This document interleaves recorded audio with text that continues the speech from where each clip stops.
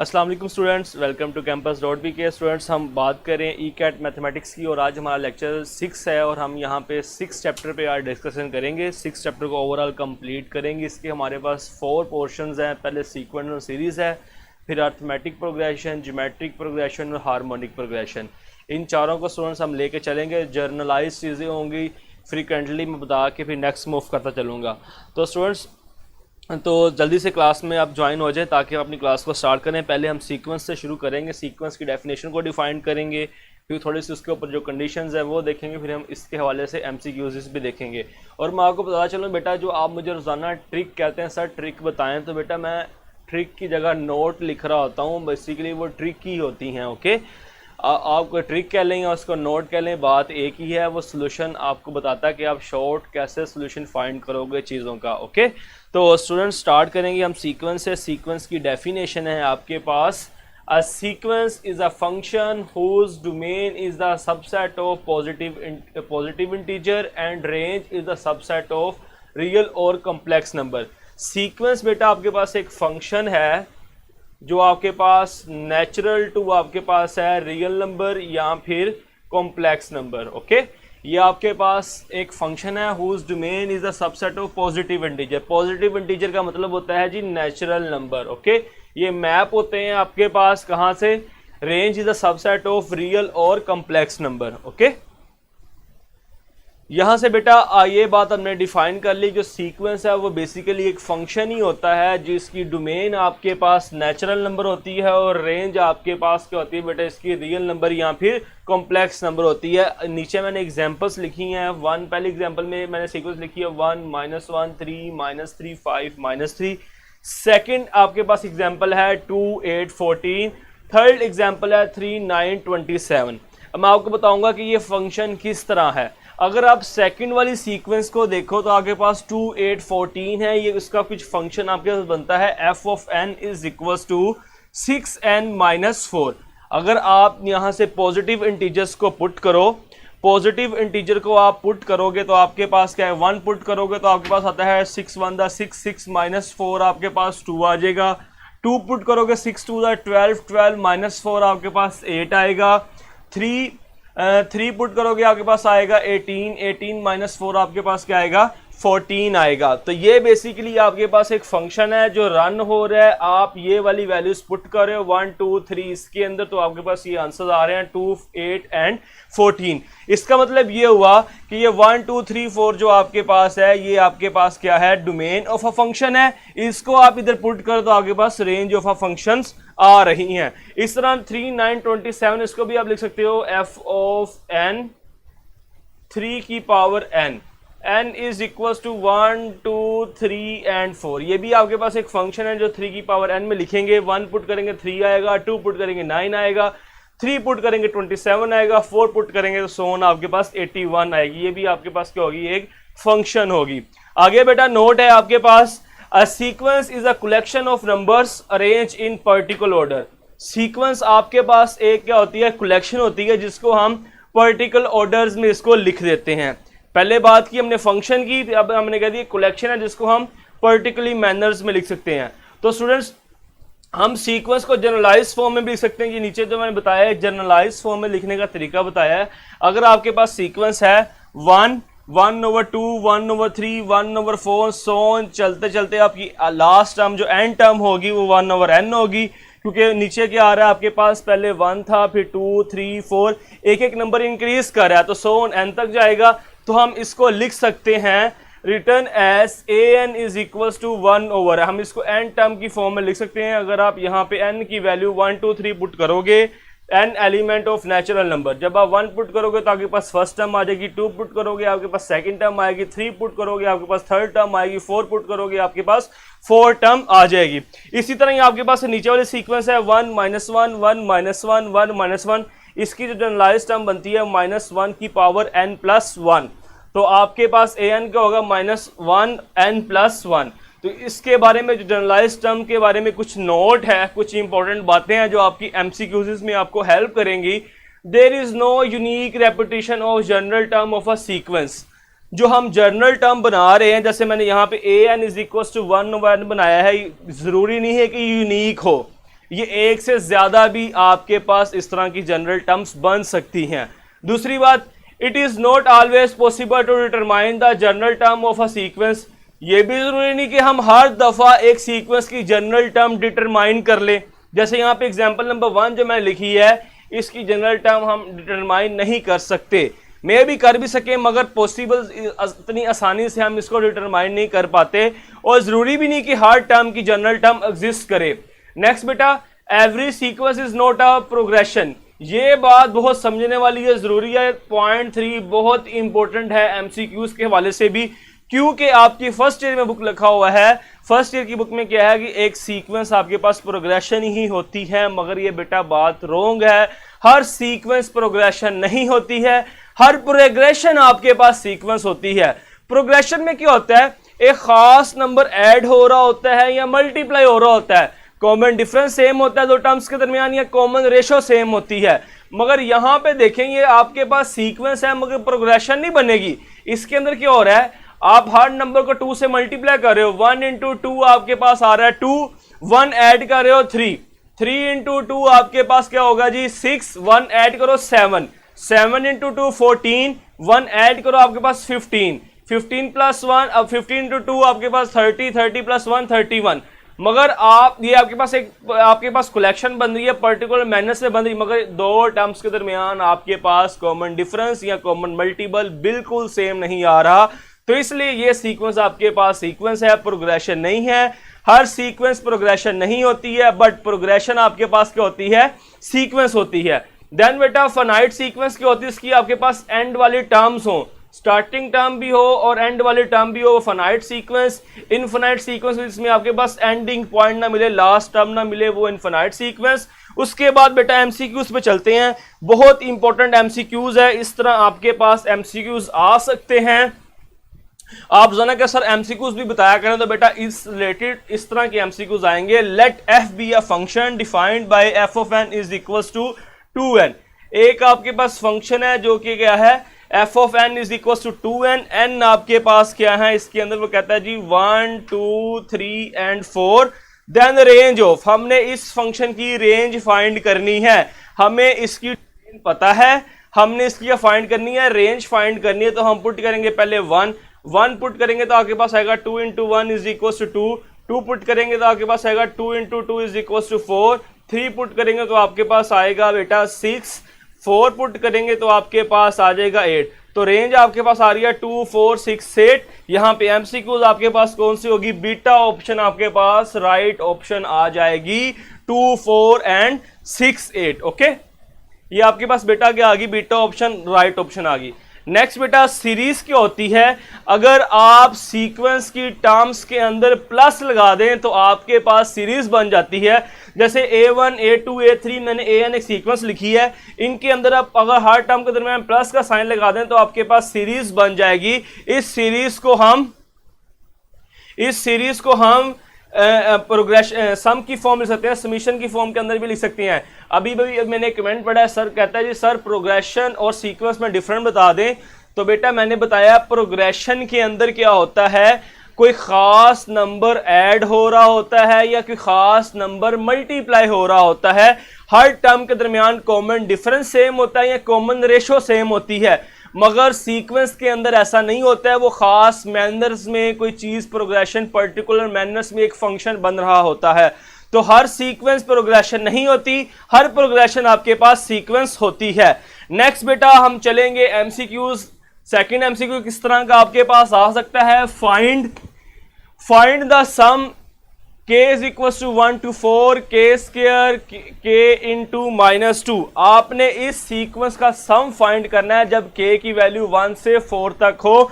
तो पहले हम 1 पुट करेंगे, 1 का स्क्वायर इंटू 1 माइनस 2 प्लस, फिर आपके पास आएगा 2 का स्क्वायर 2 माइनस 2 प्लस, फिर आपके पास आएगा बेटा 3 का स्क्वायर 3 माइनस 2 प्लस, फिर आपके पास आएगा 4 का square 4 minus 2 is equals to 1 करेंगे 1 आएगा आपके पास, 1 माइनस 2 करेंगे -1 प्लस 2 का स्क्वायर आपके पास 4 आएगा, 2 माइनस 2 आपके पास 0 प्लस 3 का स्क्वायर आपके पास आएगा 9, 3 माइनस 2 1 आपके पास आ जाएगा प्लस 4 का स्क्वायर 16, 4 माइनस 2 आपके पास क्या आएगा बेटा 2 आ जाएगा। तो ये आपके पास आ गया -1 प्लस 9, -1 प्लस 9 प्लस आपके पास आ गया जी 32, 32 प्लस 9 41, 41 -1 आपके पास क्या आ जाएगा 40। Right option is the delta option. Okay, तो बेटा ये आपके पास क्या हो गया है डेल्टा ऑप्शन आपके पास क्या आ गया राइट ऑप्शन आ गया।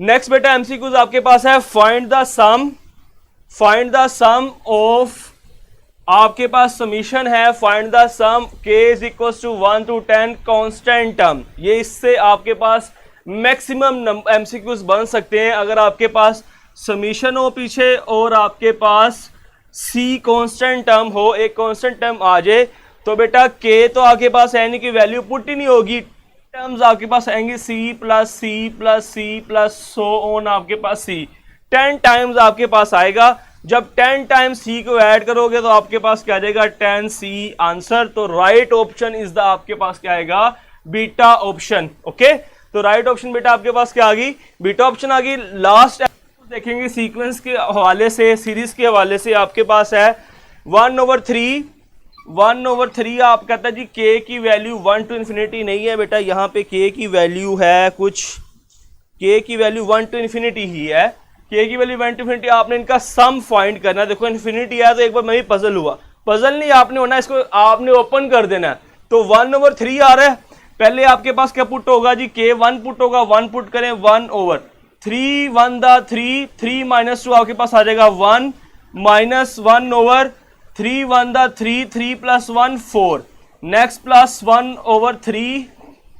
चले ये मल्टीप्लाई में इसको रहने दे साइड पे ही, प्लस नेक्स्ट 2 पुट करेंगे 3 2 दा 6 6 - 2 आपके पास क्या आएगा 1/4 माइनस, फिर आप 2 पुट करोगे 3 2 दा आपके पास क्या आएगा बेटा 6 6 + 1 7 प्लस नेक्स्ट आप क्या पुट करोगे, पहले हमने 1 पुट किया ये टर्म आई, 2 पुट किया हमारे पास ये टर्म आ गई, थर्ड पुट करेंगे तो आपके पास आएगा 3 पुट करते हैं जी 3 3 9 9 - 2 1/7 प्लस, अब आप पुट करो 3 3 9 9 + 1 आपके पास क्या आएगा जी बेटा 10 आ जाएगा। इस तरह ये सीरीज चलती जाएगी। अगर आप इसको गौर से देखें तो आपके पास क्या आ रहा है, ये -1/4 ये +1/4 कैंसिल हो जाएगा, ये आपके पास 1/7 से कैंसिल हो जाएगा।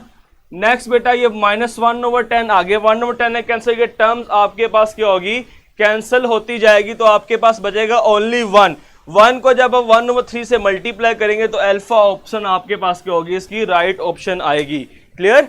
तो यहां से बेटा आपके पास ये जो सीरीज और सीक्वेंस वाला टॉपिक है ये हमारा हुआ कंप्लीट। बेटा आप बाद में रिकॉर्डिंग में देख लीजिए, इसका मिस हो गया है, इसमें कोई इशू वाली बात नहीं, रिकॉर्डिंग देख लीजिए, बड़ा आसान है, इसमें कोई इशू वाली बात नहीं है। मैं टाइम ज़ाया किए बगैर आगे चलूंगा, चैप्टर बहुत लंबा है और मैंने इसको 1 डेढ़ सवा घंटे के अंदर कंप्लीट भी करना है। नेक्स्ट बेटा हम मूव करेंगे अर्थमेटिक प्रोग्रेशन के ऊपर, कि अर्थमेटिक प्रोग्रेशन आपके पास क्या होती है। सीक्वेंस और सीरीज के बारे में आपने देखा कि आपके पास एमसीक्यूज किस तरह के आएंगे, और आपने टॉपिक लिखी कि सीरीज और प्रोग्रेशन में डिफरेंस क्या है, सीरीज क्या होती है, और आपने उससे रिलेटेड एमसीक्यूज को देखा कि आपने सिर्फ सबमिशन को ओपन कर लेना और आपके पास जो आंसर आएगा वो आपके पास ऑप्शंस आप उसको टिक कर देंगे। चलें बेटा नेक्स्ट आपके पास है अरिथमेटिक प्रोग्रेशन। अरिथमेटिक प्रोग्रेशन क्या होती है उसको हम एपी से लिख लेते हैं शॉर्ट फॉर्म के अंदर। इसकी एन टर्म जो आपके पास होती है बेटा वो होती है आपके पास an = a1 + n - 1 × d। आपने इसका जो जनरलाइज फार्मूला जब आपने फर्स्ट ईयर पढ़ी तो बड़ी अच्छे तरीके से आपने की होगी, इसमें कोई इसका डेरिवेशन भी आपने की होगी। a1 आप बोलते हैं यहाँ पे आपके पास क्या होती है फर्स्ट टर्म होती है, और d आपके पास क्या होती है, d आपके पास होता है जी कॉमन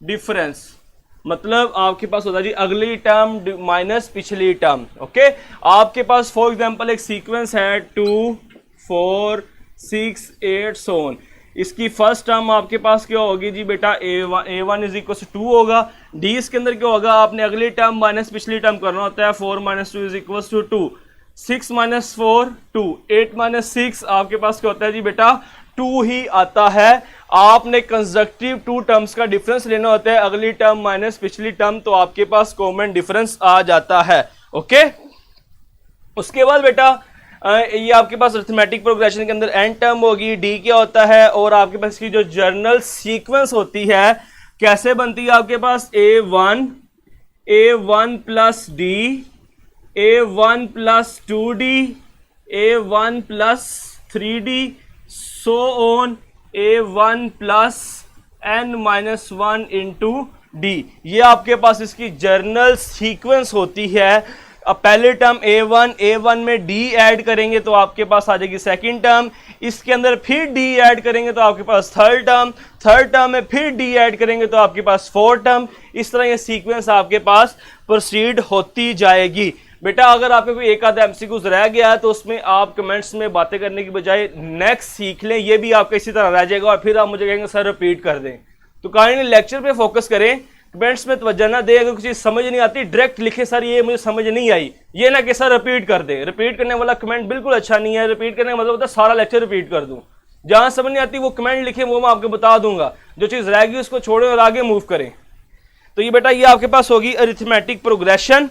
उसके बाद बेटा आपके पास क्या है, एमसीक्यूज देखते हैं अरिथमेटिक प्रोग्रेशन का, और साथ आपको ट्रिक भी बताऊंगा कि इसके एमसीक्यूज आएंगे तो आप किस तरह सोल्व करेंगे। ये वेरी इंपॉर्टेंट एमसीक्यूज है बेटा, पेपर में मैक्सिमम दफा ये एमसीक्यूज पूछा जा चुका है। आपके पास क्या है जी, if fifth and 10th term of an AP are -2 and 13, 14th term is, और A ऑप्शन आपके पास 27 है, B ऑप्शन आपके पास 17 है, C ऑप्शन आपके पास 25 है, और D ऑप्शन आपके पास क्या है, 0 है। आपके पास बेटा 15 टर्म फिफ्थ टर्म गिवन है, A5 is equal to -2 given है, और A10 इज इक्वल टू आपके पास गिवन है बेटा 13। तो आप किस तरह A14 टर्म फाइंड करोगे? तो बेटा आपको पता है कि अगर आपके पास A1 और D आ जाए तो आप AP की हर तरह की टर्म फाइंड कर सकते हैं। तो एक तो मेथड वो था जो आपने पहले एक्सरसाइज में सीखा। ट्रिक है मेरे पास एक शॉर्टकट मेथड, तो मैं नोट की बजाय अब ट्रिक की लिख रहा हूं ताकि आपको याद रहे कि साथ साथ ट्रिक्स भी बता रहे हैं। ट्रिक आपके पास क्या है, आप D की वैल्यू कैसे फाइंड करोगे? Term difference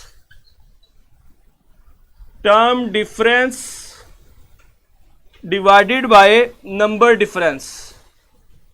term difference divided by number difference. Term difference मतलब जो आपके पास टर्म्स आए उनका डिफरेंस। टर्म कौन सी है आपके पास? A10 minus A5। Number difference उनका नंबर है आपके पास 10 माइनस 5। तो A10 आपके पास क्या थी बेटा 13, A5 आपके पास क्या थी -2, और नीचे आपके पास आ जाएगा 5। माइनस माइनस प्लस 15/5, D आपके पास क्या आ गया 3 आ गया। ट्रिक दोबारा रिपीट करता हूं कि आपको कॉमन डिफरेंस आप कैसे फाइंड करोगे? Term difference over number difference. Term difference जो टर्म्स आई हैं उनका डिफरेंस। टर्म कौन कौन सी थी? A10 और A5। A10 माइनस A5 उनका जो नंबर था टर्म्स का 10 माइनस 5। A10 क्या है 13, A5 क्या -2, 15/5 आ गया आपके पास। D की वैल्यू क्या बेटा आ गई है? D की वैल्यू आपके पास आ गई 3 आ गई। ओके, अब आपने फाइंड करना है A14। तो A14 के लिए क्या करेंगे? जो आपके पास टर्म गिवन होगी, कोई भी जो गिवन है, पिछली टर्म यहां पे क्या गिवन है 13 गिवन है, आप लिखोगे 13। ओके, पिछली टर्म जो आपके पास गिवन है वो कौन सी है? 13 है, तो आप लिखोगे 13। देन क्या होगा? आप 13 टर्म कौन सी है? 10th टर्म है। आप 14 को 10 में से माइनस करें, आपके पास क्या आ रहा है बेटा 4, और साथ D को मल्टीप्लाई कर दें, आपके पास आएगा 13 plus 12 is equal to 25। 25 is the 14th term of an AP। दोबारा रिपीट करता हूं कैसे फाइंड करेंगे आप ये वाली टर्म। आपने जो टर्म फाइंड करनी है उसके वाली पिछली टर्म जो गिवन होगी आपको, पिछली टर्म गिवन आपके पास A10 वाली है, वो क्या है जी 13 है।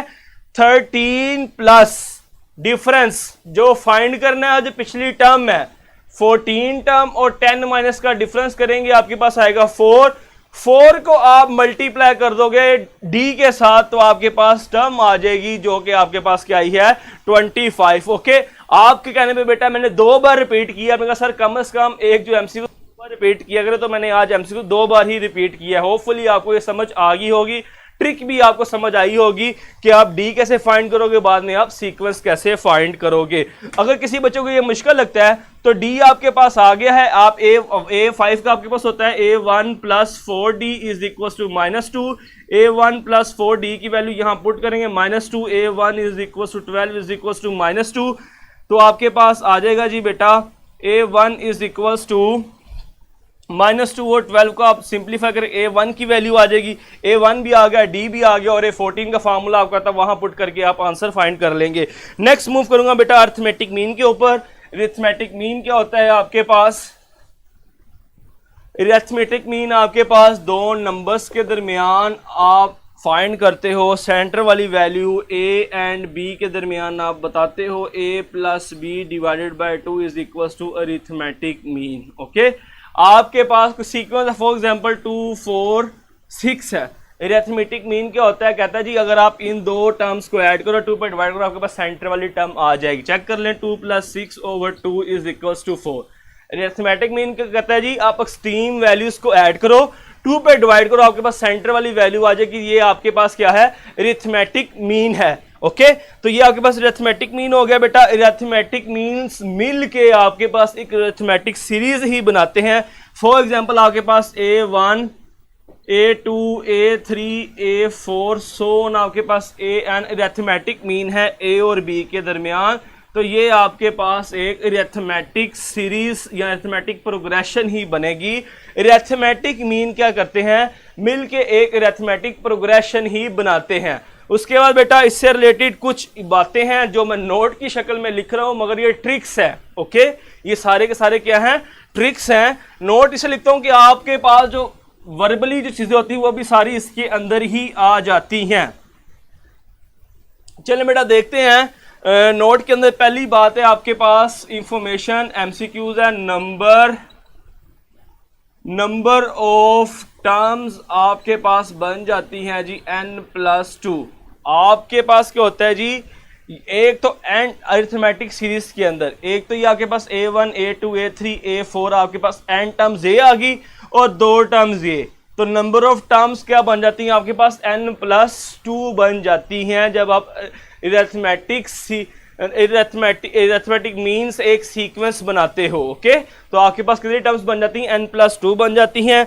नेक्स्ट आपके पास इनका कॉमन डिफरेंस क्या होता है, ये ट्रिक है बेटा कि आपने अगर कॉमन डिफरेंस फाइंड करना हो एन अरिथमेटिक मीन से जो मिलके एक आपके पास सीक्वेंस बनती है, एन अरिथमेटिक मीन से मिलके जो आपके पास एक सीक्वेंस बनती है, उनके दरमियान आप कॉमन डिफरेंस किस तरह फाइंड करोगे, तो ये भी बेटा आपके पास ट्रिक है। मैं लिख देता हूं D is equal to B - A n+1। ये आपके पास क्या होगा जी, कॉमन डिफरेंस। अच्छा, इससे रिलेटेड मैं एमसीक्यूज यहीं पे करा देता हूं क्योंकि आपको फायदा हो जाएगा, आपको प्रॉपर्ली समझ आ जाएगी। एमसीक्यूज क्या है आपके पास, एमसीक्यूज है बेटा द अरिथमेटिक मीन बिटवीन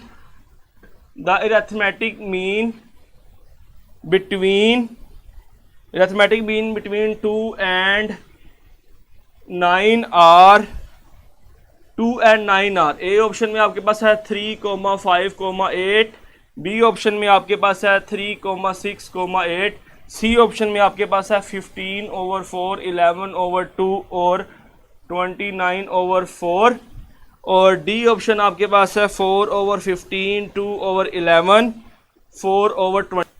आपने 2 और 9 के दरमियान अरिथमेटिक मीन बताने हैं, तो अरिथमेटिक मीन बेटा आपके पास कब आते हैं, जब आपके पास कॉमन डिफरेंस पहली वैल्यू आपके पास है, इसके अंदर कॉमन डिफरेंस ऐड करोगे तो पहला अरिथमेटिक मीन, फिर उसके अंदर कॉमन डिफरेंस ऐड करो सेकंड अरिथमेटिक मीन है। कॉमन डिफरेंस का आपके पास फार्मूला क्या है, D is equal to B - A/n+1।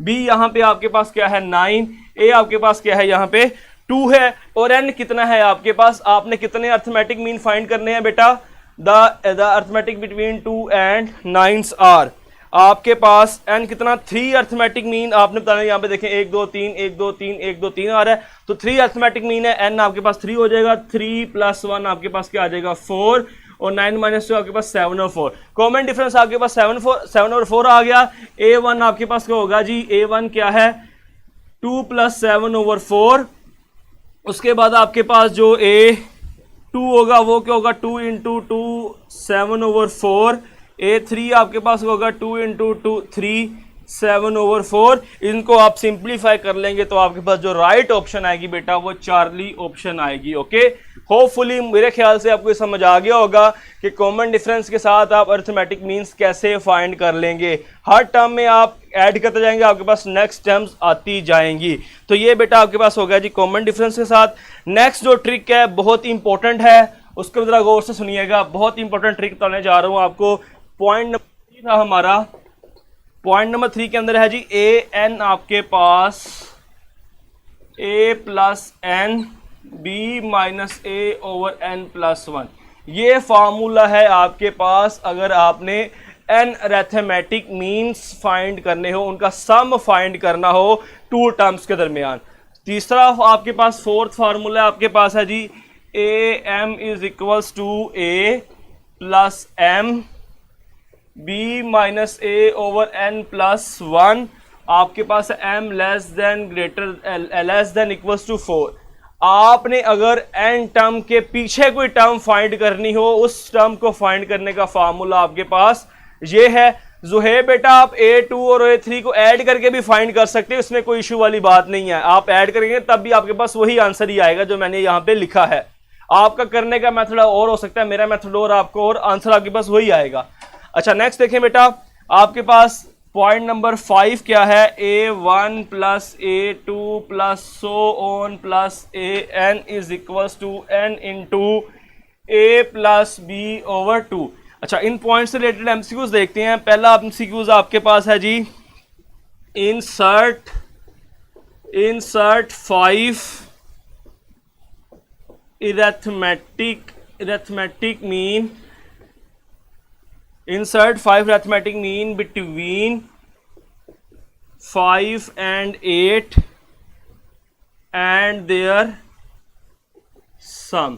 बेटा हमने 5 अरिथमेटिक मीन बताने हैं, 5 और 8 के दरमियान उनका सम बताना है। आपके पास ऑप्शंस हैं जी, ए ऑप्शन है 13, बी ऑप्शन आपके पास है 32.5, सी ऑप्शन आपके पास है 13.5 और डी ऑप्शन है आपके पास 65। आपने क्या करना है बेटा, 5 और 8 के दरमियान 5 अरिथमेटिक मीन इंसर्ट करने और उनका सम बताना है। ओके नेक्स्ट बेटा देखें, आपके पास बेटा क्या है, आपने क्या करना है 5 अरिथमेटिक मीन इंसर्ट करने हैं और उनका सम बताना है 5 और 8 के दरमियान। तो फार्मूला ये आपके पास n अरिथमेटिक मीन्स का सम पड़ा हुआ है, आपने 5 अरिथमेटिक मीन का सम बताना है।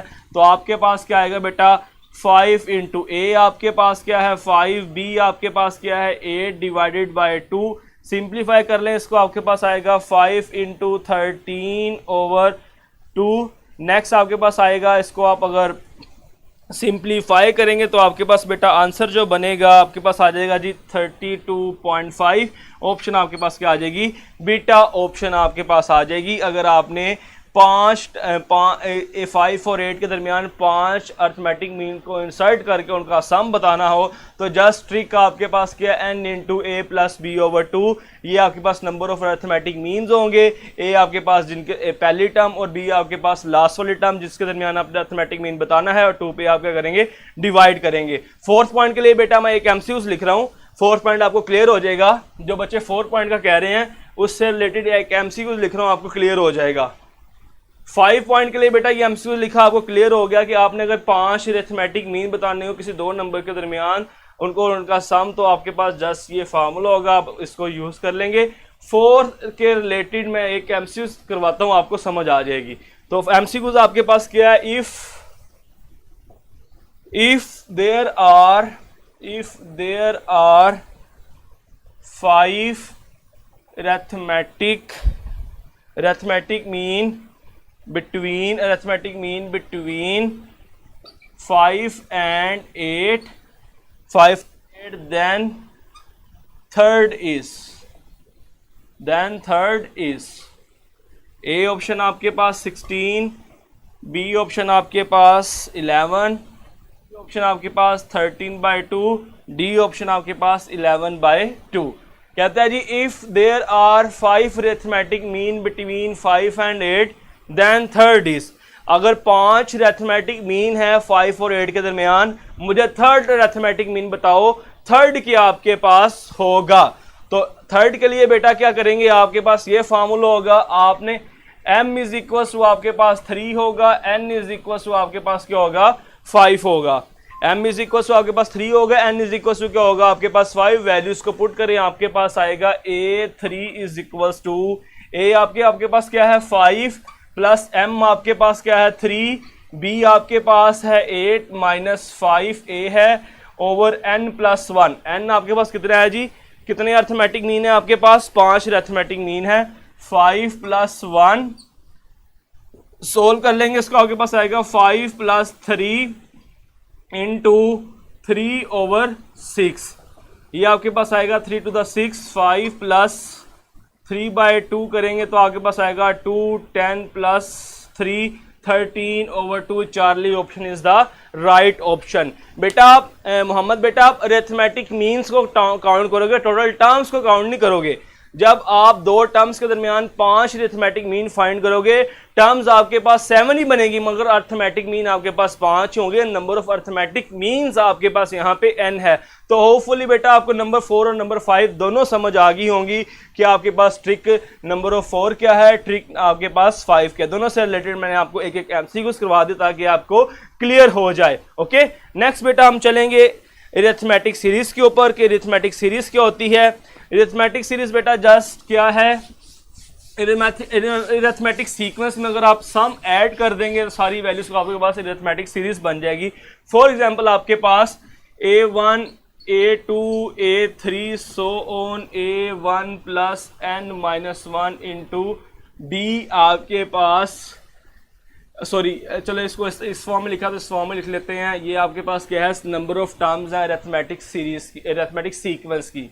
मैं इसको टर्म्स में लिखता हूँ, a1 टर्म्स में लिख देते हैं अरिथमेटिक सीरीज की, a1 plus D, a1 plus 2d, a1 plus 3d so on a1 plus n minus 1 into D. मैंने जनरलाइज टर्म ही लिख दी अरिथमेटिक सीरीज की, सीक्वेंस की। अगर आप इसके अंदर बेटा जो टर्म आपने बेटा कहता है जी, अगर आपके पास 5 a1 a2 a3 a4 a5 और 8, ये आपके पास 5 अरिथमेटिक मीन है। 5 और 8 के दरमियान आप 3 बताओ, 3 वाली टर्म बताओ।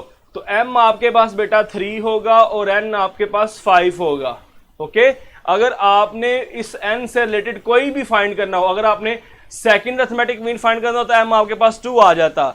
अगर आपने फर्स्ट अरिथमेटिक मीन फाइंड करना तो आपके पास m1 आ जाता। ओके, नेक्स्ट बेटा अगर आप इनके दरमियान प्लस डाल दोगे तो ये आपके पास क्या बन जाएगी, अरिथमेटिक सीरीज बन जाएगी। और अरिथमेटिक सीरीज के आपके पास दो फार्मूले हैं, Sn is equal to n/2 2a1 plus n minus 1 into D, और सेकेंड फार्मूला आप ये भी कह सकते हैं Sn/2 a1 plus an। Okay, ये दो फार्मूले आपके पास अरिथमेटिक सीरीज का सम फाइंड करने के। इससे रिलेटेड हम एक MCQs देखते हैं, फिर हम अपने ज्योमेट्रिक प्रोग्रेशन की तरफ मूव कर जाएंगे। बेतुके सवाल करने सारे नोट्स मिलेंगे, आपको पता है मैं रोजाना नोट्स अपलोड करता हूं, फिर भी वही सवाल सर नोट्स मिल जाएंगे, बहुत गलत बात है बेटा। लेक्चर पे तवज्जो दें, MCQs देखते हैं अरिथमेटिक सीरीज के हवाले से। MCQs आपके पास है, फाइंड द सम ऑफ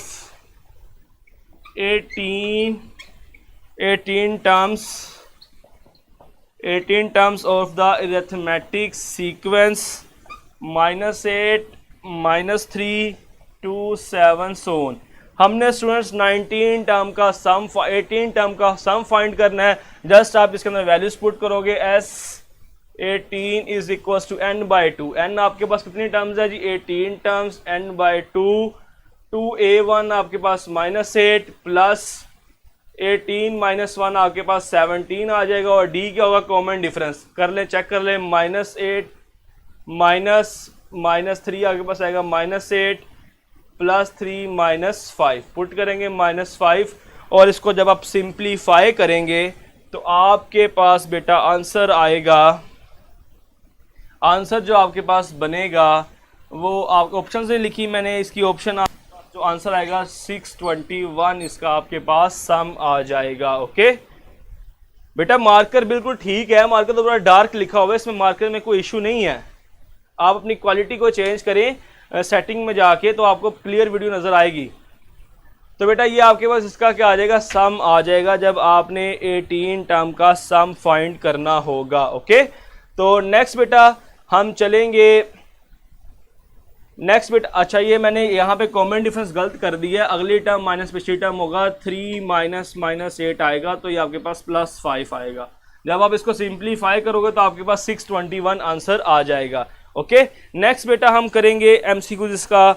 चले नेक्स्ट मूव करते हैं हम ज्योमेट्रिक सीरीज के ऊपर। कि ज्योमेट्रिक सीरीज एक एमसीक्यू मेरे पास इसका और इंपॉर्टेंट लिखा था, जब मैं नोट्स अपलोड करूंगा तो आप वहां से रीड कर लीजिएगा। ओके, तो नेक्स्ट बेटा हम मूव करते हैं ज्योमेट्रिक सीरीज के ऊपर कि हमारे पास ज्योमेट्रिक सीरीज क्या होती है। जिस तरह हमने पढ़ा कि अरिथमेटिक सीरीज ऐसी सीरीज सीक्वेंस होती है जिसके अंदर आपके पास कॉमन डिफरेंस सेम हो। तो ज्योमेट्रिक प्रोग्रेशन के अंदर क्या होता है? आपके पास कॉमन रेशो, आपके पास क्या होती है जी बेटा? कॉमन रेशो आपके पास सेम होती है, सो आप बोलते हो आर। ज्योमेट्रिक प्रोग्रेशन की एन टाइम का फार्मूला an आपको होता है a1 r n-1। a1 आपके पास फर्स्ट टर्म और r आपके पास कॉमन रेशो। कॉमन रेशो मतलब अगली टर्म डिवाइडेड बाय पिछली टर्म आपके पास क्या होता है? सेम होती है। अगली टर्म डिवाइडेड बाय पिछली टर्म आपके पास क्या होती है बेटा? सेम होती है। इसके अंदर आपके पास जो जनरलाइज एंड सीक्वेंस है आपके पास क्या है? a1 r square a1 r cube so on आपके पास क्या होती है? a1 r n-1। ये जनरल सीक्वेंस है आपके पास कॉमन ज्योमेट्रिक सीक्वेंस की। नेक्स्ट बेटा हम देखते हैं इसके। अच्छा, इसके अंदर एक चीज और है कि इसके अंदर आपके पास a1 और r कभी 0 नहीं हो सकता। आपके पास ज्योमेट्रिक सीक्वेंस की कोई भी टर्म 0 कभी नहीं हो सकती। ओके, ज्योमेट्रिक टर्म के सीक्वेंस आपके पास कभी 0 नहीं हो सकती। अब मूव करते हैं इसकी एमसीक्यू तरफ कि आपके पास इसके पास एमसीक्यूज किस तरह आएगा। एमसीक्यूज किस तरह के आपके पास आएंगे? फाइंड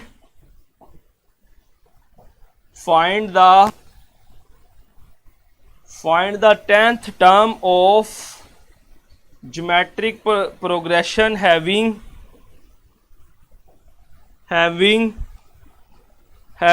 फर्स्ट टर्म a1 आपके पास 3 दी गई है, फर्स्ट टर्म 3 है, एंड r आपके पास कितना है? -2। Find the 10th term of geometric progression having a1 is equal to 3, r is equal to -1/2। तो बड़ा आसान है, इसमें इशू वाली बात नहीं है। 10th टर्म उसने क्या है? तो a10 आपके पास हो जाएगा a1 r, 10 - 1 आपके पास क्या होगा? 9। a1 की वैल्यू गिवन है, r की वैल्यू -1/2 होल पावर 9 है। जब आप इसको सिंप्लीफाई करोगे तो आपके पास आ जाएगा 3/512 -3/512। तो इसका आंसर आपके पास क्या आ जाएगा? -3/512। ओके, बड़ा आसान था स्टूडेंट्स, इसमें कोई इशू वाली बात नहीं थी। a1 भी दिया, r भी दिया। जब आपके पास ज्योमेट्रिक सीक्वेंस होगी तो आपको r और a1 की वैल्यू गिवन होगी, तो आप किसी भी किस्म की टर्म फाइंड कर सकते हो। जिस तरह आपने अरिथमेटिक प्रोग्रेशन में किया, a1 और d हो, आप कोई भी टर्म फाइंड कर सकते हो। इसी तरह ज्योमेट्रिक प्रोग्रेशन में अगर आपके पास a1 और r हो तो आप किसी भी किस्म की टर्म फाइंड कर सकते हो। इससे रिलेटेड बेटा मैं एक इंपॉर्टेंट एमसीक्यूज लिखता हूं। इससे रिलेटेड इस तरह के एमसीक्यूज भी आपके पास आ सकते हैं कि सीक्वेंस आपके पास है an और टर्म आपके पास इसकी है जी 2 power -n is geometric sequence, is geometric progression, find its common ratio, find its common ratio. A option में आपके पास है जी r is equal to 1/2, B option में आपके पास है r is equal to -1/2, C option में आपके पास है r is equal to 1/4, D option में आपके पास है r इज इक्वल टू -1/4। आपको कहता है जी an इज इक्वल टू 2 की power minus n is geometric progression, find its common ratio. हमने कॉमन रेशो फाइंड करना है।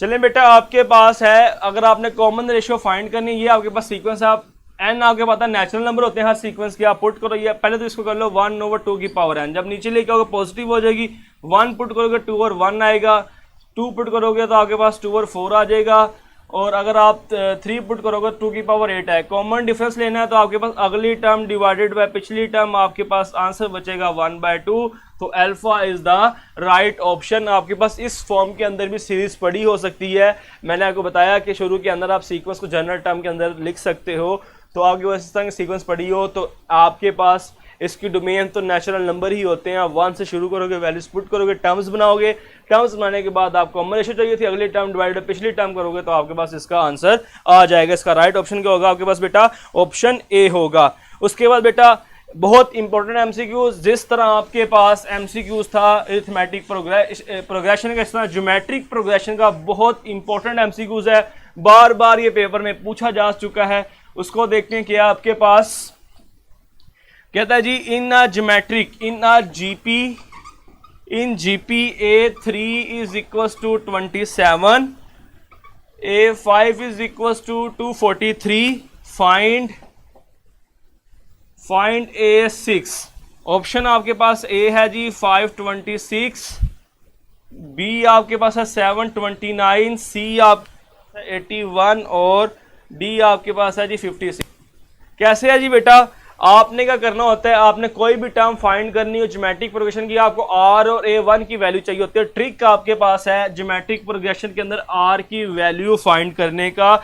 r is equal to am over an whole power 1 over m minus n। Okay, आपके पास अब m और n क्या है? जो आपके पास बड़ी वैल्यू गिवन, बड़ी टर्म गिवन होगी वो आपके पास m होगी, जो छोटी टर्म गिवन होगी वो आपके पास क्या होगी?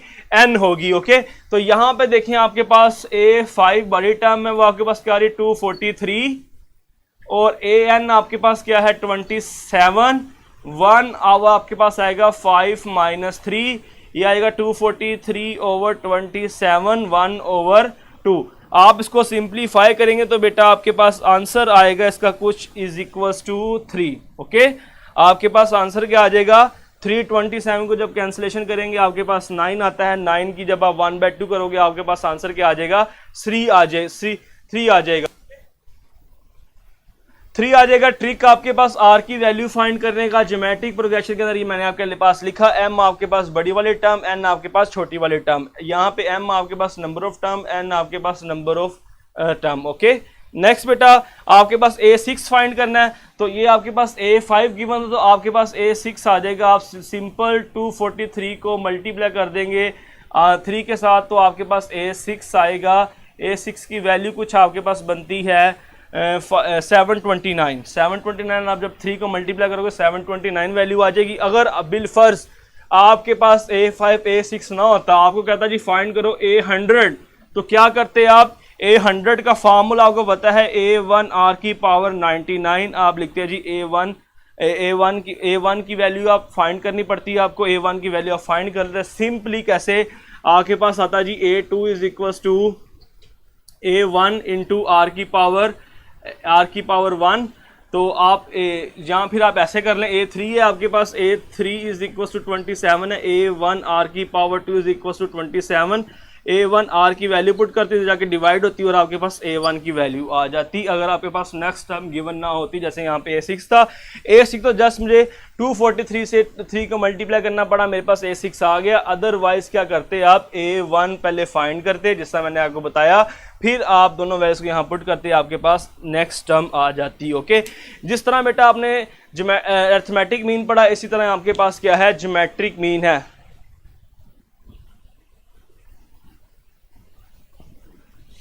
नेक्स्ट बेटा आपके पास ज्योमेट्रिक मीन है।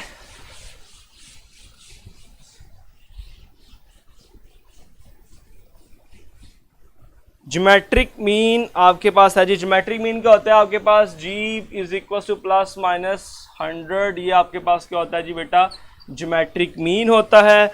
दो नंबर्स के दरमियान ज्योमेट्रिक मीन आपने फाइंड करना हो तो कुछ ये फार्मूला है। जिस तरह हमने अरिथमेटिक मीन की कुछ प्रॉपर्टीज पढ़ी, इस तरह आपके पास ज्योमेट्रिक मीन की भी प्रॉपर्टीज हैं। प्रॉपर्टी नंबर 1 है, आपने अगर n ज्योमेट्रिक मीन फाइंड करने हो तो आपके पास होता है gn is equals to a b over a whole power n over n plus 1। और उसके बाद अगर आपने gm मतलब n से छोटी वैल्यू की फाइंड करनी हो तो आपके पास क्या होता है a b over a m over n plus 1 m less than 4। ये बिल्कुल वही है जिस तरह आपने अरिथमेटिक मीन के अंदर प्रॉपर्टी 4 पढ़ी थी, यहाँ आपके पास क्या है प्रॉपर्टी 2 है। नेक्स्ट बेटा आगे पास 3 में कहता है अगर आपके पास g1 g2 so on gn आपके पास पड़े हों, अगर उनका आप स्क्वायर रूट लोगे तो आपके पास इक्वल टू आएगा अंडर रूट ए बी के। चलते हैं एमसीक्यू की तरफ। एमसीक्यूज के आपके पास अगर है 6th ज्योमेट्रिक मीन आपके पास पड़े हैं, 6 geometric mean out of 8 geometric mean between 2 and 0 to 4 is find 6th। बेटा find 6th geometric mean out of 8 geometric mean. हमने 6 वाला ज्योमेट्रिक मीन फाइंड करना है आउट ऑफ 8 में से 2 और 1024 के अंदर जो है। तो आपके पास सेकंड फॉर्म लगेगा, g आपने क्या फाइंड करना है 6 फाइंड करना है, g 6 आ जाएगा। a आपके पास क्या है 2 है, b आपके पास 1024 है, a 2, m आपने 6 फाइंड करना है, n आपके पास है कितने 8 हैं, 8 प्लस 1 सिंप्लीफाई कर लेंगे तो आपके पास बेटा इसका आंसर आ जाएगा। आंसर इसका मेरे पास जो आ रहा है उसको मैं यहाँ पर लिख देता हूँ डायरेक्ट, आपके पास बनेगा 128। आंसर इसका क्या आएगा 128। आप इसको सिंप्लीफाई खुद कर लोगे। मकसद ये था कि आपको ट्रिक बता दूं यूज किस तरह होनी है। ओके बेटा ये 100 मैंने लिख दिया, मैंने वैल्यू दी ए बी है यहाँ पे। सॉरी बेटा यहाँ पे जल्दी में मिस्टेक हो गई है, ए बी है 2 नंबर्स का प्रोडक्ट, वो मैंने कि डायरेक्ट आंसर एक लिख दिया। मेरे पास सवाल था जो मैंने आपके साथ डिस्कस नहीं किया, वो आपको जब फॉर्म नोट्स दूंगा तो आप देख लेंगे। ओके तो 128 बन जाएगा। अब आपको ये एमसीक्यूज होपफुली समझ आया है। Find 6th geometric mean out of 8 geometric mean. Total 6 हैं, आपने छठे वाला फाइंड करना है। तो फार्मूला नंबर 2 ट्रिक नंबर 2 आप यूज करोगे। जो फाइंड करना है वो m होगा, n आपके पास टोटल होगा, a b का आपको पता है पहली टर्म a, लास्ट वाली टर्म आपके पास क्या है b है। Okay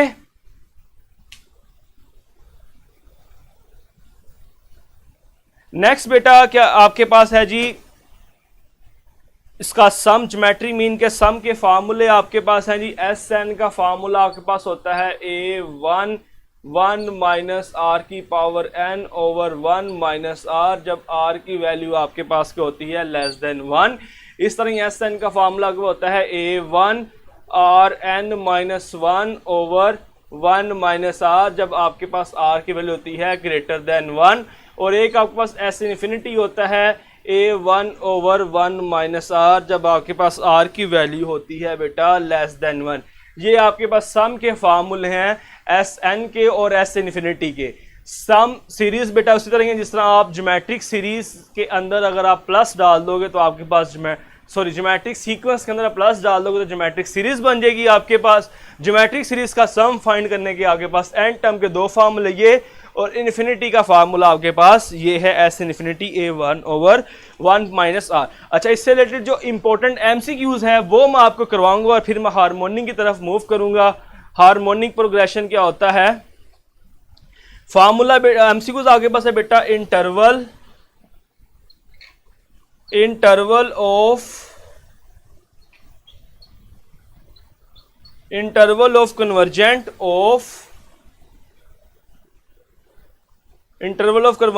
of series 1 plus 2x plus 4x square plus 8x cube plus so on is. Okay आपने कन्वर्जेंट का सीरीज बताना है जी बेटा, यहां पे r-1 आएगा। Thank you. यहाँ पे आपके पास क्या आएगा, r-1 आएगा। बिलाल बेटा कॉमन सेंस बताएगी कैसे पता लगेगा। आप देखो वो कह रहा है जी 6 अर्थमेटिक मीन आपने बताना है आउट ऑफ 8। तो m का मतलब ये है कि आपने कोई छोटे वाला अर्थमेटिक मीन बताना हो आउट ऑफ 8। जब 2 की बात करेगा तो सेंटर वाला फार्मूला लगेगा। ओके, नेक्स्ट बेटा आपके पास मैंने एमसीक्यूज लिखा है, बहुत इंपॉर्टेंट एमसीक्यूज है। Interval of convergent of series, आपने इसका interval of convergent of series बताना हो तो ये हमेशा इनफाइनाइट सीरीज के ऊपर आएगा। इनफाइनाइट सीरीज के ऊपर आपके पास कंडीशन है r का मोड लेस देन 1, हमें r फाइंड करना होगा। यहाँ पुट करेंगे तो आपके पास इंटरवल आ जाएगा। r यहाँ पे क्या आता है, अगली टर्म डिवाइडेड बाय पिछली टर्म, तो आपके पास आ रहा है 2x। यहाँ पे आपके पास कोई मिस्टेक है मेरे ख्याल से जी, ठीक है बेटा। r आपके पास आएगा अगली टर्म डिवाइडेड पिछली टर्म 2x/1, 2x ही आएगा। r आप लिख देंगे 2x लेस देन 1। जब आप लिखोगे x से मोड से वैल्यू बाहर जाएगी तो आपके पास 1/2 है। इस मोड का मतलब होता है नेगेटिव वैल्यू भी और पॉजिटिव वैल्यू भी। आप इसको फिर लिख सकते हो, फिर आप इसको पुट कर लोगे बेटा। आज जब इसको ओपन करोगे तो -1/2 less than x greater than 1/2। Okay, तो इसका इंटरवल आपके पास ये बन जाएगा। आपके पास जितने भी इस तरह के फार्मूले हैं, कन्वर्जेंट बताओ या डिवर्जेंट बताओ, तो आप r की वैल्यू फाइंड करोगे। r की वैल्यू फाइंड करने के बाद आप यहाँ अंदर पुट करोगे, पुट करके सिंप्लीफाई करोगे तो आपके पास इंटरवल आ जाया करेगा। उसके बाद बेटा हम मूव करते हैं हार्मोनिक प्रोग्रेशन। हार्मोनिक प्रोग्रेशन पे ज़्यादा बात नहीं करूँगा क्योंकि उसके अंदर आपने सेम फार्मूले अरिथमेटिक वाले यूज़ करने होते हैं। तो मैं आपको अरिथमेटिक वाले नोट से, आप जब मैं नोट सेंड करूँगा तो आपको इसके क्लियर हो जाएगा। मैं सिर्फ मोटी मोटी बातें बताऊँगा इसके अंदर। हार्मोनिक प्रोग्रेशन या हार्मोनिक सीरीज़ क्या होता है आपके पास, अगर आपके पास जो आपके पास जो सीरीज़ है 1/2, 1/4, 1/6, 1/8, इसका आप रेसिप्रोकल लो तो ये AP में चले जाती हैं। ओके, इसका आप रेसिप्रोकल लो तो बेटा ये करती है AP में चले जाती हैं। आगे पास 2, 4, 6, 8 ये आगे पास क्या बन जाती है, AP बन जाती है। ओके, तो हर ज्योमेट्रिक प्रोग्रेशन आप AP में चेंज कर सकते हो, मगर हर AP को आप ज्योमेट्रिक प्रोग्रेशन में चेंज नहीं कर सकते। ओके, हर ज्योमेट्रिक प्रोग्रेशन को आप AP में चेंज कर सकते हो, मगर AP को आप ज्योमेट्रिक में चेंज नहीं कर सकते। ओके, तो ये बेटा आपके पास इंपॉर्टेंट बात थी इसके अंदर। इसका जो हार्मोनिक मीन है बेटा वो आपके पास क्या होता है, हार्मोनिक मीन होता है A + B/2AB। ओके, ये इसका आपके पास हार्मोनिक मीन हो गया। अच्छा, यहाँ पे एक MCQs करवाता चलो, इंपॉर्टेंट MCQs है। इस तरह के MCQs आपके पास AP ज्योमेट्रिक में से भी आ सकते हैं। ओके, नजर आ गया मुझे, बड़ा इंपॉर्टेंट MCQs था। 3 numbers ABC, 3 numbers A, B, C are in HP when A/C is equals to। Okay, ये आपके पास MCQ आ सकता है बेटा। ABC are in HP when A/C is equals to। अगर ये आपके पास HP में है तो हम इसको AP में कन्वर्ट कर सकते हैं। आपके पास आएगा 1/A, 1/B, 1/C।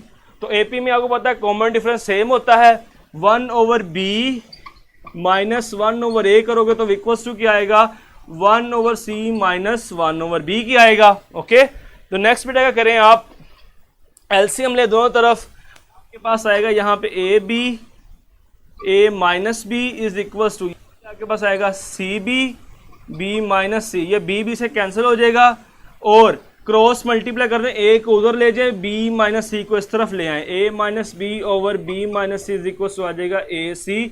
तो AC की वैल्यू आपके पास क्या आ गई है बेटा, A minus B/B minus C। Okay, क्या किया हमने, एलसीएम लिया, B से कैंसिल हुआ, इस A को मैं उधर ले गया, B माइनस C को मैं इधर ले गया क्योंकि मुझे A/C की वैल्यू चाहिए थी। ये MCQs बेटा इंपॉर्टेंट है, इस तरह के MCQs आपको पेपर में पूछा जा सकता है। उसके बाद मैं रिलेशन बिटवीन बताऊंगा। रिलेशन बड़े इंपॉर्टेंट है आपके पास, relation between harmonic mean, geometric mean और arithmetic mean. Relation between harmonic mean, geometric mean और अरिथमेटिक मीन। पहला आपके पास क्या है, AGH R इन GP। अगर ये इस सीक्वेंस में पढ़े हों AGH की फॉर्म में, तो ये बेटा सीक्वेंस बनाते हैं, GP सीक्वेंस बनाते हैं। ये MCQs है, बहुत इंपॉर्टेंट। AGH अगर इस फॉर्म में पढ़े हों तो ये क्या बनाते हैं बेटा, एक ज्योमेट्रिक प्रोग्रेशन बनाते हैं। बेटा GP मतलब ज्योमेट्रिक प्रोग्रेशन, HP मतलब हार्मोनिक प्रोग्रेशन और AP मतलब अरिथमेटिक प्रोग्रेशन। ओके, आप इसको सीक्वेंस ही बोलते हो। तो ये बेटा आपके पास सेकंड नंबर आपके पास क्या गया, A ग्रेटर देन आपके पास G ग्रेटर देन H हो तो आपके पास क्या होता है, ये आपके पास सीक्वेंस कब होल्ड करती है, A बड़ा हो G से, G बड़ा हो H से, जब आपके पास if A greater than 0, B greater than 0, for G greater than 0। Third one बेटा आपके पास है जी A less than G less than H। ये कब होल्ड करती है अब आपके पास, जब आपके पास क्या हो, if A less than 0, B less than 0, for G less than 0। Fourth option बेटा आपके पास है जी A is equal to G plus A equal to A। तीनों इक्वल कब होते हैं, जब A B दोनों आपस में क्या होते हैं, इक्वल। पांचवा रिलेशन बड़ा important, G square is equal to AH। ये तो रिलेशन बिटवीन आपने पढ़ा था 6.10 के अंदर भी। ओके, तो ये इंपॉर्टेंट प्रॉपर्टीज है 5 तीनों के रिलेशंस के बारे में। नेक्स्ट बेटा हम पढ़ेंगे समीशन। समीशन की हमें कोई 4 फार्मूले याद रखने होंगे, बस 4 फार्मूले याद रखेंगे और उसमें कोई डिटेल में जाने की ज़रूरत नहीं है आपको। ओके, समीशन के आपको, चले मैं इससे रिलेटेड एक एमसीक्यूज भी आपको करवा दूं, इंपॉर्टेंट है किस तरह का एमसीक्यूज आपके पास आएगा। तकरीबन मैं बेटा हर लेक्चर के अंदर 15 से 20 एमसीक्यूज आपको कराता हूँ, हर टॉपिक से रिलेटेड एक आधा एमसीक्यूज तो मैं लाजमी करवाता हूँ, ताकि आपकी अंडरस्टैंडिंग हो जाए कि आपको किस तरह के एमसीक्यूज पेपर में आएगा। ओके, तो आपके पास बेटा है जी if GM and geometric progression, geometric mean and harmonic between two numbers कहता है जी 5 and 2। what is arithmetic mean between those numbers। कहता है जी आपके पास ज्योमेट्रिक मीन और हार्मोनिक मीन दो नंबर्स के दरमियान 5 और 2 है। ज्योमेट्रिक मीन आपके पास कितना है जी 5, हार्मोनिक मीन आपके पास कितना है 2। कहता है जी अरिथमेटिक मीन बताओ उन्हीं दो नंबर्स के दरमियान क्या होगा। तो बेटा क्या करेंगे आप, फॉर रिलेशन आपके पास ये है G square is equal to AH। G square is equal to AH, ये आ जाएगा G square over H is equal to A। G आपके पास क्या 25 over 2 is equal to A। ये आपके पास आ गया जी अरिथमेटिक मीन आ गया। बेटा सारी चीज़ें बड़ी आसान है, सब कुछ आप कर चुके, बस आपने अंडरस्टैंडिंग डेवलप करनी है अपनी। ओके, जो बच्चा पेपर में बैठ के सही तरीके से उस टाइम को लगा लेगा वो इंशाल्लाह कामयाब होगा, बड़े अच्छे तरीके से वो एमसीक्यूज को हैंडल करते हैं। अगर आप डायरेक्ट इसको देखें तो आपकी अंडरस्टैंडिंग डेवलप ही नहीं होगी। आपने चीज़ पढ़ी हुई है, आपको अगर सर ने चीज़ पढ़ाई नहीं, पता नहीं क्या आ गया, जब मैं आपको बताऊंगा तो आप कहेंगे जी वाकई बिल्कुल ये चीज़ ऐसी थी सर ने बताई थी। तो आपने अंडरस्टैंडिंग डेवलप करनी हर चीज़ों के दरमियान। समीशन के में 5-4 आपके पास फार्मूले हैं जो आप याद रखोगे, बड़े इंपॉर्टेंट फार्मूले हैं। समीशन आपके पास क्या जी, पहला आपके पास अगर 1 + 2 + 6.11 से रिलेटेड है समीशन, एन अगर आपके पास ये 1 + 2 + n सो ये सीक्वेंस पड़ी तो इसका सम आपके पास इक्वल होता है k इज इक्वल टू 1 से n, k is equal to n into n 1 + 2। Okay, इसी तरह अगर आपके पास ये कुछ यूँ पड़ा हो 1 का स्क्वायर + 2 का स्क्वायर + 3 का स्क्वायर, तो इनका सम आपके पास क्या होता है summation k is equal to 1 से n, k square is equal to n + 1 n + 6 over n + 1 sorry 2n + 1 over 6। Number 3 आपके पास क्या है 1 का क्यूब + 2 का क्यूब + 3 का क्यूब + so on + k का cube is equals to n + 2 divided by 2 का होल स्क्वायर। अगर आपके पास सिर्फ यही आ जाए नंबर 4 में 1 + 1 + 1 + 1 + so on n, तो आपके पास होता है समीशन k = n, 1 = n, इसका आपके पास आंसर बनता है। ओके, तो ये बेटा आपके पास आ गया जी समीशन। ये चारों फार्मूले आपको याद रखने होंगे समीशन के। अगर मैं समीशन से रिलेटेड आपको एक एमसीक्यूज भी करा दूं तो बेहतर होगा। चलें एमसीक्यूज देखें, बड़ा आसान है, आपको बड़ा इजी लगेगा, मगर देखने में आपको ये बड़ा तंग करेगा। जब आप सोल्व करोगे तो बड़ा आसान लगेगा आपको। समीशन k = 1 से n, k-1 की पावर m = आपने इसका सम बताना है कि इसका सम क्या आता है। आपने परेशान नहीं होना बेटा, बारी बारी आपने वैल्यूज को पुट करते जाना है। 1 पुट करो, आपके पास आएगा k की वैल्यू 1 आएगी, 1 की पावर m माइनस 1 की पावर m प्लस 2 की पावर m माइनस 2 - 1 की पावर m। 2 - 1 मैं 1 ही कर लेता हूँ।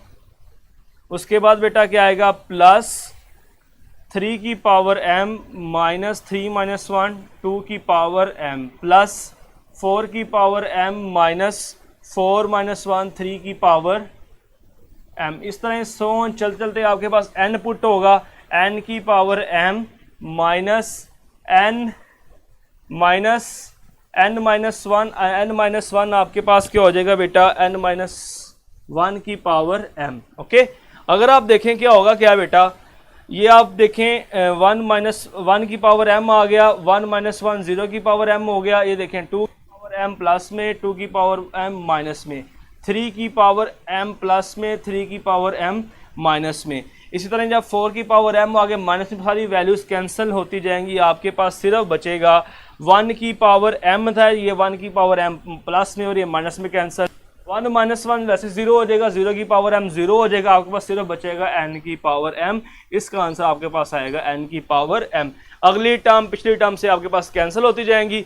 आपके पास क्या होगा, टर्म बच जाएगी n की पावर m। आपके पास क्या होगा, ओनली आपके पास आंसर आ जाएगा। ओके, तो ये बेटा हुआ यहाँ पे हमारा लेक्चर कंप्लीट। मैं आपको नोट्स सेंड करूँगा। नोट्स जो मैं सेंड करूँगा बेटा, उसके अंदर आपने समीशन के एमसीक्यूज़ को लाजमी देखना है। मेरे पास इतना टाइम नहीं कि मैं सारे एमसीक्यूज़ आपको करवाऊँ। जो नोट्स मैं आज अपलोड करूँगा, आपने एक एक एमसीक्यूज़ उसका देखना है। आज मुझे जो आपका टेस्ट है उसके एमसीक्यूज़ के लिए भी मुझे टाइम चाहिए, क्योंकि मैंने आपकी अंडरस्टैंडिंग डेवलप करनी है कि आपके पास इस तरह के एमसीक्यूज़ आएंगे तो आप उनको किस तरह सोल्व करोगे। ओके, जल्दी से मैं आपका टेस्ट शुरू करूँगा। टेस्ट शुरू करने के बाद मैं आपको एक एक एमसीक्यू का सलूशन कराऊंगा, क्योंकि एक एक एमसीक्यू के पीछे 10-10 एमसीक्यूज शामिल हैं। एक एमसीक्यूज आएगा तो उसके 10 एमसीक्यूज आपको लाजमी आएंगे। तो मैं आज का टेस्ट स्टार्ट करूंगा। टेस्ट के बाद मैं 15 से 20 मिनट आपको उनके ऊपर हम डिस्कस करेंगे। तो बेटा यहाँ पे आपको चैप्टर नंबर 6 हुआ कंप्लीट।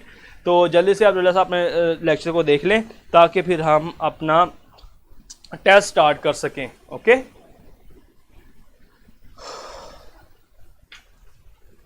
जो चीज़ें बेटा रह जाती हैं आपने उनको लाजमी बुक से पढ़ना है। हर चीज़ आपको पता है, पूरा 6 चैप्टर, पूरा 8 चैप्टर, 7 चैप्टर, 4 चैप्टर जो आप 20-20, 25-25 दिन के अंदर पढ़ते हो कॉलेजेस के अंदर, उसको हम 1-1.5 घंटे के अंदर नहीं कर सकते। ओके जी उमैर बेटा, HP can be 0। Okay, harmonic progression के अंदर आपके पास 0 टर्म आ सकती है। ओके, तो एक बच्चे ने कमेंट किया सर मिडिल टर्म कैसे करेंगे। मिडिल टर्म्स क्या अच्छा डाइवर्जेंट का कॉन्सेप्ट बेटा पूछ रहे हैं साथ बेटा। डाइवर्जेंट क्या होता है और डाइवर्जेंट क्या होता है, जैसे आपके पास एक 1/n है, आप n की पहले 1 पुट करो वैल्यू, n की वैल्यू फिर 2 पुट करो, फिर n की वैल्यू आप 3 पुट करो, की वैल्यू आप 4 पुट करो। चलते चलते जब n की पावर आप 100 पुट करोगे, तो जब आप इसका सोल्व करोगे 1 की पावर 1, 1/2 0.5, 1/3 0.33, 1/4 0.25 आप पुट करते चलोगे तो आप देखोगे कि आप 0 को अप्रोच कर रहे हो।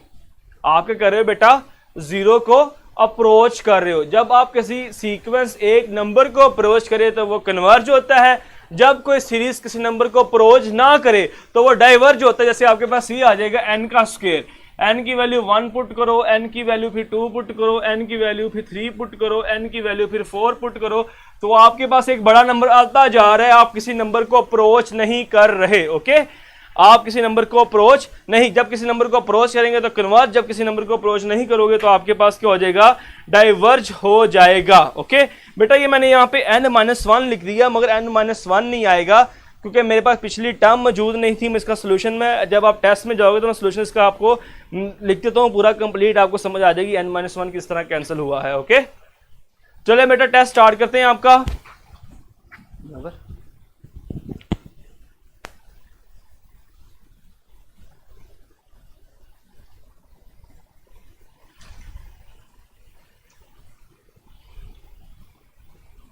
चलिए मेरा टेस्ट आपका स्टार्ट हो चुका है, आप टेस्ट को जरा कीजिएगा। मैं तब तक इसका सोल्यूशन लिखता हूँ, जो लेंथी सोल्यूशंस हैं उनको मैं सॉल्व करता हूँ।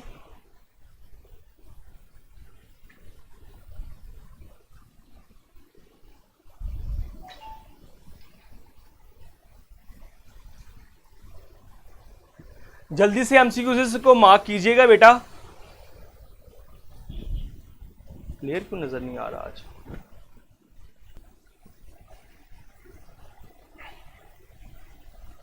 चलिए स्टूडेंट्स, हम अब एमसीक्यूज के ऊपर डिटेल डिस्कशन करेंगे। आज आपका मुझसे गिला भी था, सर आप एमसीक्यूज पे टाइम नहीं देते हैं। कल भी मैंने टाइम निकाला और आज तो मैंने मैक्सिमम 10 से 15 मिनट निकाले हैं ताकि हम एमसीक्यूज के ऊपर डिटेल से बात कर सकें। ओके, तो रिजल्ट मेरे सामने आना शुरू हो गए हैं। अब हम बात करेंगे एमसीक्यूज के ऊपर। सबसे पहले मैं 3, 4 और 5 का सोल्यूशन बताना चाहूँगा आपको। इस 3, 4, 5 से आपके पास नंबर ऑफ एमसीक्यूज बन सकते हैं, जितने मर्जी आप नंबर बना लें आप बना सकते हैं। ओके,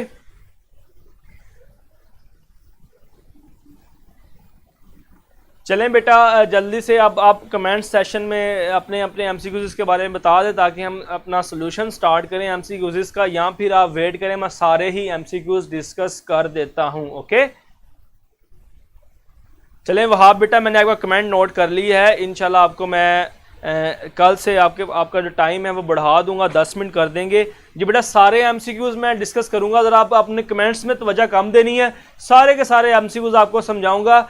कमेंट्स पे देंगे लिखेंगे तो मैं कमेंट्स पढ़ूंगा, टाइम ज़ाया होगा। मैं सारे ही एमसीक्यूज आपको डिस्क्राइब करूंगा। अच्छा, एमसीक्यूज नंबर 3 था, the sum of 3 numbers in an AP is 24 and their product is 440 numbers are.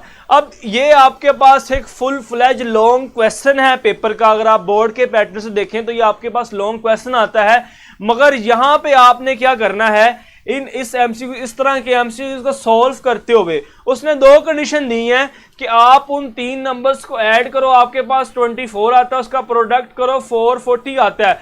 तो बेटा आपने बैक सोल्यूशन से सॉल्व करना है, आपने सारी ऑप्शंस को ऐड और प्रोडक्ट करके देख लेना है कि 440 आता है कि नहीं आता। तो देखो बेटा आपके पास ए ऑप्शन है, ऐड करो 18 + 6 24 आपके पास आ रहा है, 8 + 10 और 6 आपके पास करा 24, ऐड करने से हमें 24 चाहिए।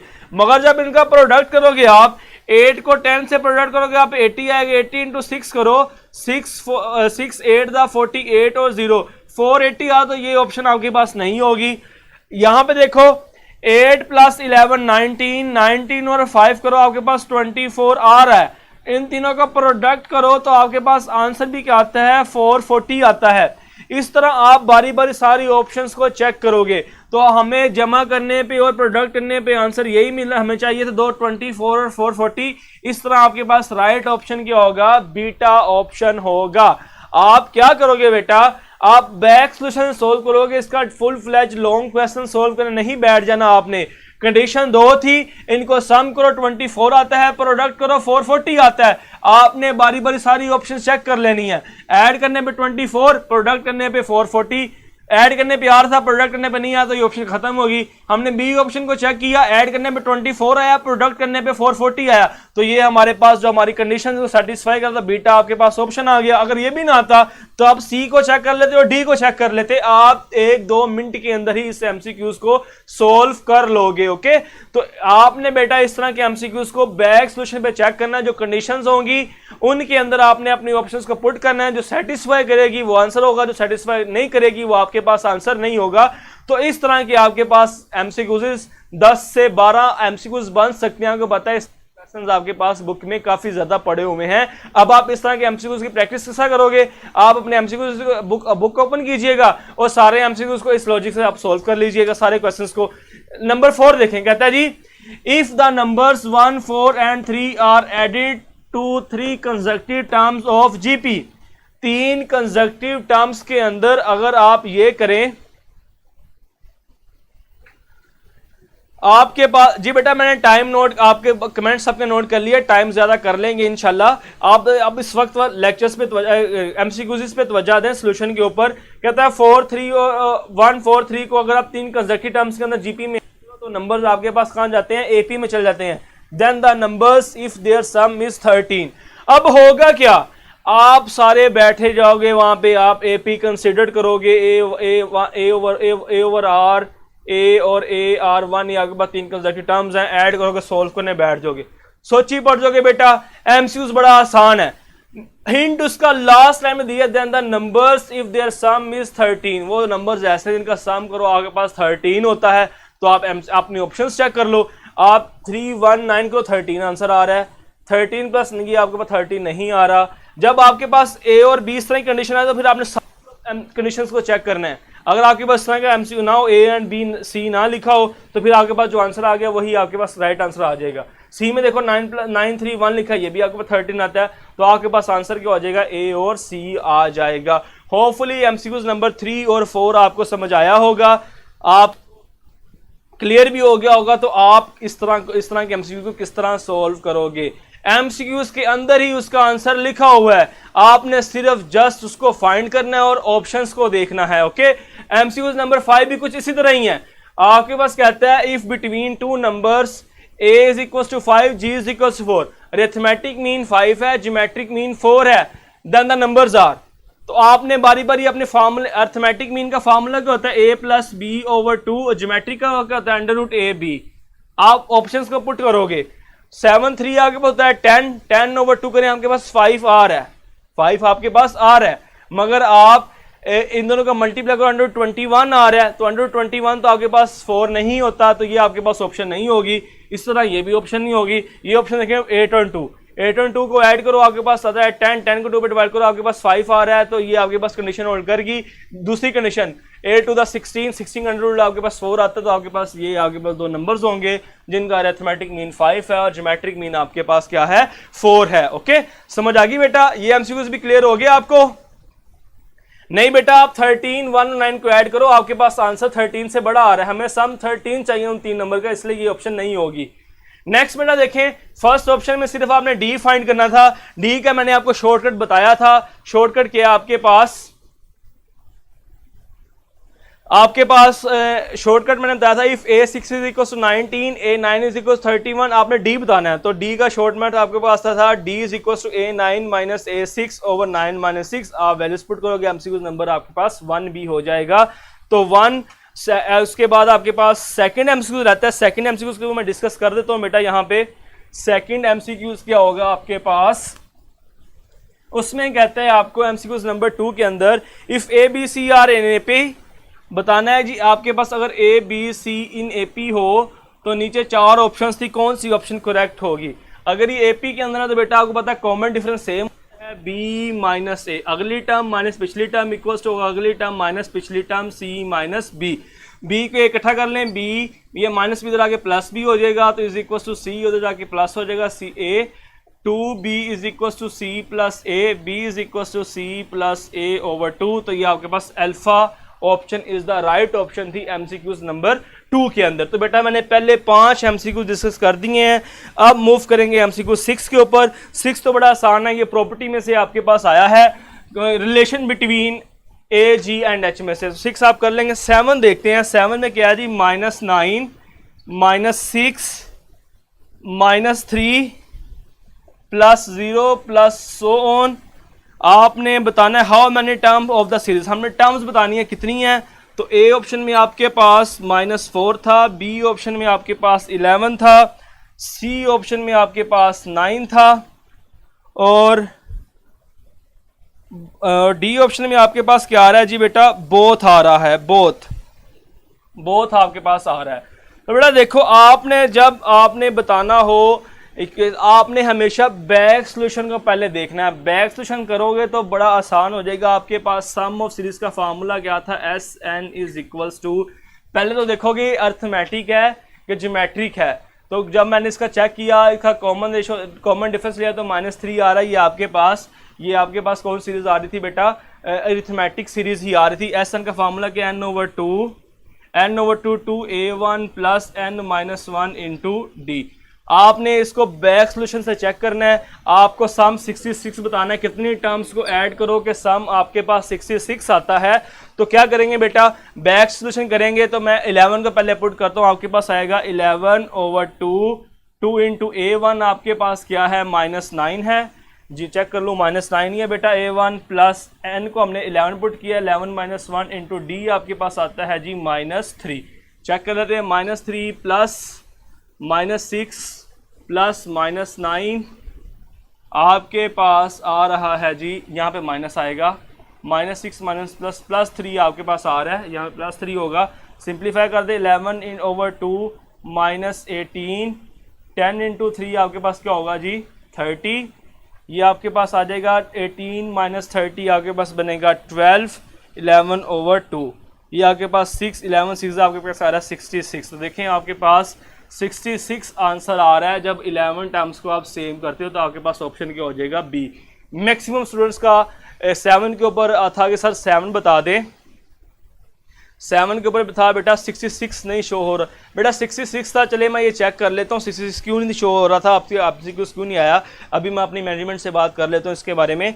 नेक्स्ट बेटा आपके पास 8 है। 8 MCQs तो बिल्कुल सीधा MCQs है कि if sequence is function if sequence is function n to r or the domain of the sequence is natural number। तो सीक्वेंस नंबर की हमेशा डोमेन क्या होती है, आपके पास नेचुरल नंबर होती है जी। हसी बेटा मैंने आपका कमेंट नोट कर लिया है। ये मैं देख लेता हूँ कि क्या इश्यू आया, मिस प्रिंटिंग क्यों हुई इसके अंदर। नेक्स्ट बेटा MCQs नंबर 9 है। MCQs नंबर 9 में कहता है जी आपके पास क्या है, 1/a 1/b 1/c are in GP। Common ratio आपने बताना है। तो आपके पास क्या होता है, अगली टर्म डिवाइडेड बाय पिछली टर्म, ये आ जाएगा आपके पास a/b। यहाँ पे भी आपके पास 1/c डिवाइडेड बाय 1/b है, ये आ जाएगा b/c। जब दोनों को मल्टीप्लाई करोगे r² a/b multiply by b/c, ये b से कैंसिल होगा, r² इक्वल हो जाएगा a/c, r इक्वल हो जाएगा +-a/c। तो आपके पास राइट ऑप्शन क्या होगी, r equal to +-√a/c। Okay, then बेटा MCQs नंबर 10 है। बहुत से बच्चे MCQs नंबर 10 के बारे में भी कह रहे हैं सर ये करवा दें। तो बेटा इसको देखते हैं MCQs नंबर 10 में क्या इशू है। मैंने कहा था जब भी सबमिशन आएगा तो आपने सबमिशन को ओपन कर देना है जस्ट, और आपने कुछ नहीं सोचना, सबमिशन को ओपन करके आपने बाद में वैल्यूज को देख लेना है।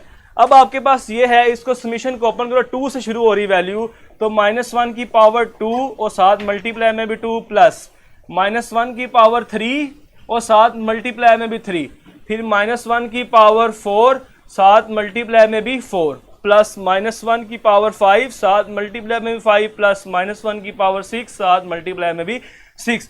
मैंने पहले इसको 2 पुट किया, फिर 3 पुट किया, फिर 4, फिर 5, फिर 6। मुझे कैसे पता लगा 2 से पुट करना है, ये बता रहा है आपको 2 से 6 तक आपने वैल्यूज को पुट करना है। ओके, उसके बाद बेटा आप इसको सिंप्लीफाई कर लें, -1 का स्क्वायर 1 आएगा, साथ 2 आ जाएगा, ये आपके पास माइनस आ जाएगा और साथ 3 आ जाएगा, ये आपके पास बेटा प्लस आएगा, साथ 4, ये आपके पास माइनस आएगा तो 5, ये आपके पास प्लस आएगा तो 6, 6 4 10, 10 और 2 आपके पास क्या हो जाएगा 12, और 12 - 8 आपके पास राइट ऑप्शन क्या होगी बेटा, इसकी 4 आपके पास राइट ऑप्शन आ जाएगी। ओके, तो यूं बेटा हमने जो MCQs थे उन सबको भी डिस्कस कर लिया।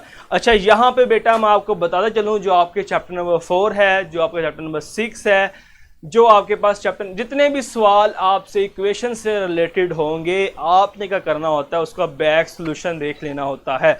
जितने भी स्टेटमेंट वाले क्वेश्चन हो तो आपने करना होता है बैक सोल्यूशन देख लेना होता है। आप जो आपके पास ऑप्शंस हैं उनको पुट करते हो कंडीशंस के अंदर, और आप जो सेटिस्फाई करती है वो आपके पास क्या होती है, राइट ऑप्शन होती है। अगर ऑल ऑफ दिस ना हो, बी एंड सी ना हो, ए एंड सी ना हो, तो आपके पास जो पहली वैल्यू करेक्ट कर जाएगी वही आंसर होगा। अगर वो बदकिस्मती से आपको ऑल ऑफ दीज कह दे, ए एंड बी या सी एंड, तो फिर आपको सारी वैल्यूज़ को चेक करना पड़ेगा, उसमें थोड़ा टाइम लगेगा। इसमें इशू वाली बात कोई नहीं है। जो आपके पास एमसीक्यू आते हैं उन्होंने टाइम फ्रेम के अंदर ही देखा होता है। काशा बेटा 4 आंसर इसका था, क्यों इसका आंसर सी आंसर दिया हुआ था काशा बेटा?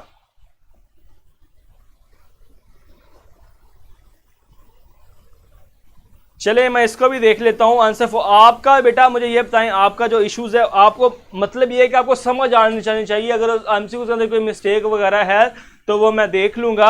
आपकी बात आपको समझ आ गई, आज के सारे क्वेश्चन समझ आ गए। क्वेश्चन नंबर 5 स्नैन कर रिपीट कर दें। तो बेटा 5 के अंदर क्या था, आपके पास a = 5 दिया, g = 4 दिया, अरिथमेटिक मीन 5, ज्योमेट्रिक मीन 4।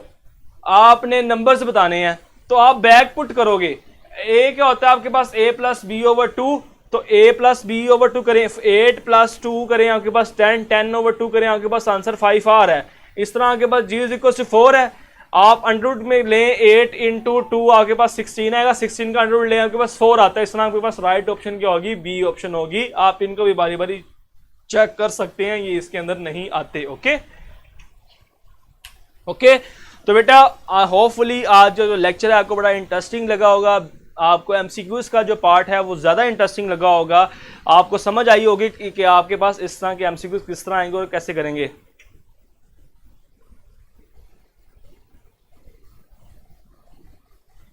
अच्छा बेटा, जो ये जो एमसीक्यूज हमने किए हैं ये डेली लाइफ से रिलेटेड थे। सम का क्या होगा और ऐड कर दे तो क्या होगा, इसमें आप मैं एमसीक्यू अजान बेटा मैंने आपको कमेंट्स पढ़ लिया है, आप जरा पास पेपर्स के एमसीक्यू कीजिएगा।